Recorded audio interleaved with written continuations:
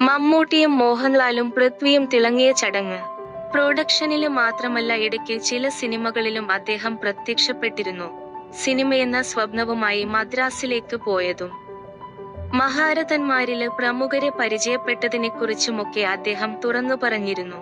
അത്ര എളുപ്പമായിരുന്നില്ല ഈ യാത്ര. സുകുമാരന്റെ കൂടെ ചേർന്നപ്പോഴായിരുന്നു ജീവിതം മാറിമറിഞ്ഞത് എന്ന് അദ്ദേഹം വ്യക്തമാക്കിയിരുന്നു. സോഷ്യൽ മീഡിയയിലൂടെയായി ജീവിത വിശേഷങ്ങളെല്ലാം പങ്കുവെക്കാറുണ്ട് സിദ്ധു. ഇപ്പോഴിതാ ജീവിതത്തിലെ ഏറ്റവും വലിയ സന്തോഷത്തെക്കുറിച്ച് പറഞ്ഞുള്ള പോസ്റ്റാണ് വൈറലായി കൊണ്ടിരിക്കുന്നത്. പെൺമകയില്ലായിരുന്നു ഞങ്ങൾക്ക്. മൂത്ത മകനായ അരുണ എന്ന കണ്ണന് വിവാഹിതനായതിന്റെ വിശേഷങ്ങളായിരുന്നു അദ്ദേഹം പങ്കുവെച്ചത്. തിരുവനന്തപുരത്തെ കല്യാണത്തിലും ഗുരുവായൂരിലെ റിസപ്ഷനുമായി നിരവധി പേരായിരുന്നു ചടങ്ങില് പങ്കെടുത്തത്. തുടക്കം മുതൽ എല്ലാ കാര്യങ്ങളിലും മല്ലിക സുകുമാരന്റെ സാന്നിധ്യമുണ്ടായിരുന്നു എന്നും അദ്ദേഹം കുറിച്ചിരുന്നു. പൂർണിമയ്ക്കൊപ്പമായാണ് മല്ലിക റിസപ്ഷന് എത്തിയത്.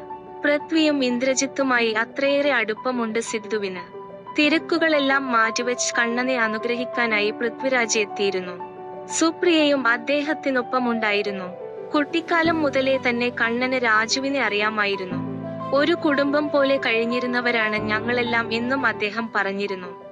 മമ്മൂട്ടി, മോഹൻലാല്, ദിലീപ്, ഗോകുലം ഗോപാലന്, ജയസൂര്യ, ആന്റണി പെരുമ്പാവൂര്, ജീത്തു ജോസഫ്, കുഞ്ചന് തുടങ്ങിയവരെല്ലാം റിസപ്ഷനില് പങ്കെടുത്തിരുന്നു.